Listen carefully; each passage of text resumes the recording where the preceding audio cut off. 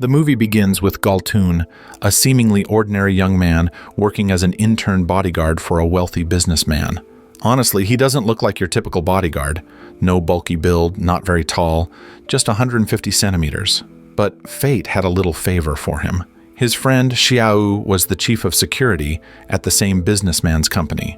It was Xiao who recommended Galtoon to his boss for the job. Without much thought, Galtoon got hired, even with zero experience. Xiao's boss trusted him anyway. Galtoon made many mistakes, big and small, but his boss never got angry. Maybe Galtoon's innocence or his hard work touched the boss's heart. One day, Galtoon and Xiao were on duty outside the boss's bedroom. 3 beautiful women arrived, introducing themselves as massage therapists called to give the boss a massage. Xiao, whose flat-level radar was always on, immediately began inspecting the ladies before letting them in. Galtoon, on the other hand, was a straightforward guy. His heart only beat for his fiancée, Nana. He wasn't going to fall for any temptation. His love was so true that he'd even pick up Nana's calls during duty. That phone call changed his entire life. Inside the room, as the boss was relaxing, those 3 women revealed their true colors. They weren't massage therapists, they were deadly assassins. Their mission was to eliminate the boss. Suddenly, a scream echoed, and without wasting a moment, Galtoon and Xiao rushed inside. Despite his small stature, Galtoon immediately choked out 2 of the attackers. In the chaos of saving his boss, Galtoon couldn't answer Nana's call. Furious, Nana broke off their engagement right over the phone. So, guys, no matter how busy you are, don't forget to reply to your significant other. Meanwhile, the 3rd attacker managed to escape Galtoon, but before she left, she slit Xiao's throat with a piece of glass. This small fight was a signal of a much bigger storm brewing.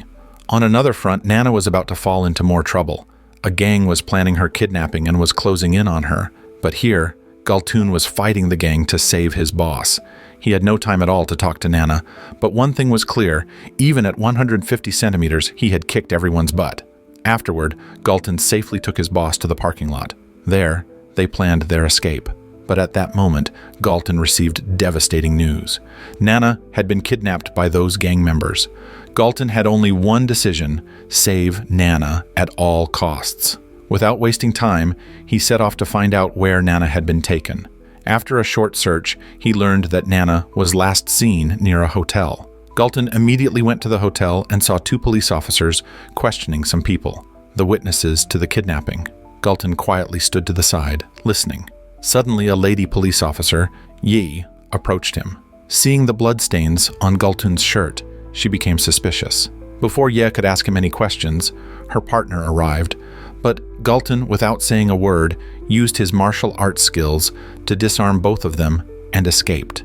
Meanwhile, in a secret location, people were being held captive and tortured. Some were being beaten, others electrocuted, and some were even put into water filled with rats. And perhaps Nana was among those prisoners.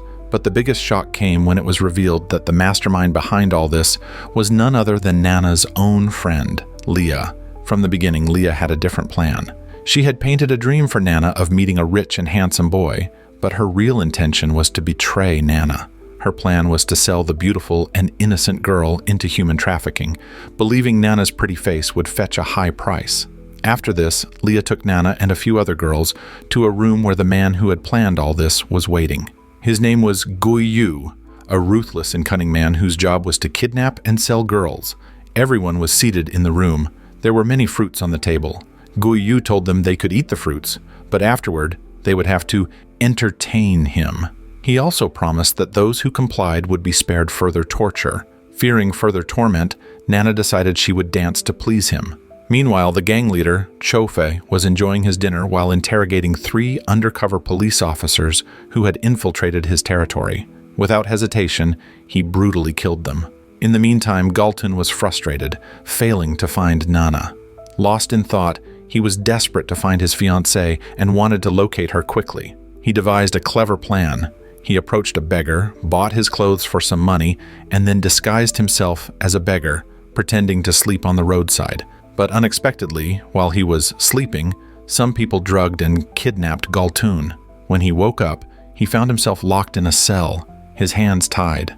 He soon realized that he had been brought to the same human trafficking den where Nana was being held. And in reality, this was all part of Galton's plan. He had deliberately disguised himself as a beggar so that the kidnappers would capture him and bring him to this very place. Galton's presence there clearly showed that he was far more cunning than people thought. Using his stealth skills, Galton escaped the cell and began to scout the building. In a short while, he witnessed a horrifying sight. Many girls were held captive, tied in a swimming pool filled with rats. Seeing this filled him with anger and disgust, as he couldn't comprehend the cruelty of the people running this operation. As he was moving forward, searching the building, a guard suddenly spotted Galton, but he managed to deal with the guard and slipped into a nearby room. He didn't know it was Leah's room. Seeing Galton in her room, Leah tried to seduce him, thinking she could play with him. But Galton, being a Sigma male, was loyal only to his chosen woman and didn't fall for her wicked intentions. He challenged her to a fight. After a fierce struggle, Leah pointed a gun at him, forcing him to surrender, and he finally had to stop. Once again, Galton was captured and brought before Guiyu. Initially, Guiyu thought of killing him, but instead of an instant death, he preferred to kill Galton slowly and painfully. So, he sent him to be tortured until his organs gave out. Just as Galton was being taken away, Guiyu suddenly revealed that the entire place was surrounded by police. This was true, as a short while later, special forces raided the place. During this, as Leah was trying to escape, she received shocking news from Chofei. She was stunned to learn that Guiyu was actually an undercover police officer secretly sent to infiltrate their hideouts. As soon as Guiyu's true identity was revealed, she ordered her men to eliminate him, but Guiyu easily took them down. Left with no choice, Leah decided to kill him herself. Just as she was about to shoot him, Galton suddenly intervened, stopping Leah from firing and challenging Guiyu to a fight. In the midst of this, Leah, who desperately wanted to kill Guiyu, was herself killed by Galton. Although Galton now knew that Guiyu was a police officer, he still didn't let him go, as he needed Guiyu's help to find Nana. Finally, they both agreed to work together to save her. After this, Guiyu took Galton to his house, where he explained how he had infiltrated the criminal syndicate to gain Chofei's trust. From Guiyu's words, Galton learned that the police had been investigating Chofei's human trafficking for a long time, and many officers had lost their lives trying to solve the case. That's why Guiyu's identity was kept secret for his safety. A little later, Ye arrived at Guiyu's house. It turned out she had secretly followed them and had overheard their entire conversation. Without hesitation, she expressed her desire to join them in taking down the syndicate. She also said she trusted them more than her own colleagues. However, both Guiyu and Galton refused to take her along, finding her too talkative. Saying this, they quickly left. From there, they went to a beef factory. Upon arriving, they met a man named King Kong. They tried to get information about Chofei from him, but before that, King Kong told them to fight his men. When it came to fighting, both Galton and Guiyu easily defeated them. Finally, they had to face King Kong himself. Initially, King Kong was like a mountain, but using their combined strength, they cut through that mountain and defeated him. He was then tied to a table so they could interrogate him about Chofei. During the interrogation, King Kong told them he knew nothing about his boss, Chofei, because Chofei didn't easily trust anyone and only met his men when he needed them. Meanwhile, Galton freed the other people tied up there, but unfortunately, Nana was not among them. Just then, King Kong revealed that another of Chofei's men, Pitao, had taken some people to test dangerous drugs on them. Hearing this, Galton and Guiyu went to Pitao's hideout. Upon arriving, strangely, Pitao welcomed them warmly and even showed them his drug-making factory, like a mad scientist, proud of his creations. Galton then saw many unconscious people in a room. He was scared, worried about Nana, but the good news was Nana wasn't there either. As they were about to leave, Pitao immediately locked them in the room and released a gas that knocked them unconscious. When they woke up, they found themselves tied in a room, as Pitao wanted to make them his next test subjects. But just then, Ye arrived at the right time and saved both of them. On another front, Soren, another of Chofei's associates, was teaching her comrades archery, and their targets were live humans. One of her girls spotted Galton, Guiyu, and Ye approaching them. She immediately reported to Soren, and upon hearing the news, Soren ordered her comrades to prepare for a fight. At her signal, a rain of arrows began from all directions. Guiyu had to act immediately, taking down enemy after enemy. Meanwhile, a fierce fight began between Ye and Soren. Both were highly skilled fighters, trying their best to defeat each other. But during the fight, Ye's gun ran out of bullets, and she had to fight with her bare hands. The good thing was, this proved to be an advantage for her because Soren was weak in hand-to-hand combat. Taking advantage of this, Ye defeated her and knocked her unconscious. On the other hand, Galton freed all the other people held captive by Soren. Later, when Guiyu and Ye interrogated Soren strictly, she slowly revealed that Nana was being prepared to be sold at a black market auction the next day, and this was all Chofei's plan. Although Soren provided this crucial information, her fate was already sealed. In the end, Ye killed her. After this, on a building's rooftop, Ye met her colleague, Shinja, and told him they should attack the secret auction happening the next day. After Ye left, another police officer approached Shinja and, without saying a word, shot him. She was actually a spy working for Chofei. The next day, Galtoon, Guiyu, and Ye infiltrated the black market auction, disguised as wealthy individuals. To execute the plan properly, all three took different paths. Guiyu went straight to the VIP room, where he saw Chofei auctioning a valuable Japanese sword. But the biggest shock for Guiyu came when he saw the police chief and the same lady police officer who had shot Shinja last night, standing with Chofei. It was then that Guiyu realized why Chofei's gang was so difficult to catch. High-ranking officers within the police department were involved, sabotaging the case.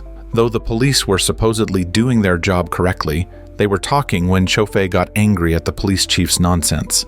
He brutally killed both the chief and the lady officer with the same Japanese sword. After that, he ordered his man to kill Guiyu, and a fierce fight began in which Guiyu clashed with one of Chofei's men. Meanwhile, Ye came face to face with Leah, whom Galton had supposedly killed earlier, but who had somehow survived. During this encounter, Leah became very angry at Ye's words and attacked like a maniac, but Ye herself was a very strong fighter. So she made a pillow out of Leah with her gentle punches. On the other hand, Galton reached a hidden room where a very disgusting auction was taking place. Girls were being bid on and sold. His blood boiled when he saw that the person being auctioned was Nana. In a fit of rage, he stormed directly into the room without thinking, intending to save Nana. But when he tried to exit, Chofei's men surrounded them from all sides. Still, Galton, despite his small stature, showed incredible skill, and in a few seconds, he completely defeated everyone. As soon as they got outside, Nana hugged Galton, crying, and said she wanted to run away with him. She also said she now understood that Galton was her true love, who had saved her life without caring for his own. But Galton was firm in his intentions. For him, this wasn't just love, it was a responsibility. He felt it was his duty to save Nana, even if it cost him his life. But he couldn't leave yet because his friends, Guiyu and Ye, were still trapped inside. Nana tried to stop him, fearing something might happen to him, but Galton had already made up his mind. He told her that he couldn't leave his friends in trouble right now. After that, Galton rushed back to Guiyu. Guiyu was exhausted from fighting fiercely with Chofei's man for a long time, and finally, Chofei himself joined the fight, making the situation even worse for Guiyu. But at that moment, Ye also arrived and started helping Guiyu. However, Chofei and his men were overpowering them both, and even Ye's help wasn't enough at that moment. Just as Chofei and his men were about to strike Guiyu and Ye, Galton arrived at the perfect moment. Initially, Galton found it a bit difficult fighting Chof's man because he had no weapon and his opponent had a sword. But then, due to Chof's man's mistake, a glass case containing a sword broke. Galton immediately picked up the sword and began fighting Chof's man. During the fight, both their swords fell. After that, as Chofei threw a sword towards his man, Galton caught it and plunged it directly into his stomach. And now, Chofei was left alone. Chofei then tried to tempt Galton with girls and a high position in his syndicate, but Galton was not swayed by these words at all. Hearing Chofei's offer, Galton's anger flared even more. After that, he showed no mercy to Chofei and beat him severely. But just then, more of Chofei's men arrived with weapons and began firing indiscriminately, and one bullet hit Galtoon. Chofei started laughing, thinking his victory was assured. But then, a police squad arrived and mercilessly fired at Chofei and his men. The biggest surprise was that the leader of that team was none other than Shinja, who had survived because he was wearing a bulletproof vest and had only been shot in the arm. Chofei remained arrogant until his last breath, unwilling to accept defeat. Shinja then finished him with a single shot. The next day, at the police station, Guiyu and Ye offered Galtoon a chance to join the police force, but Galtoon refused, saying he still needed to find Nana so he could marry her. So, friends, I want to tell you that even if you're just 150 centimeters tall, you can still become a bodyguard because bad guys won't be able to see you coming due to your short height. Well, with that, the story ends here. So, friends, how did you like this story? Do let us know in the comments. Also, don't forget to subscribe to the channel and like the video. See you in the next video.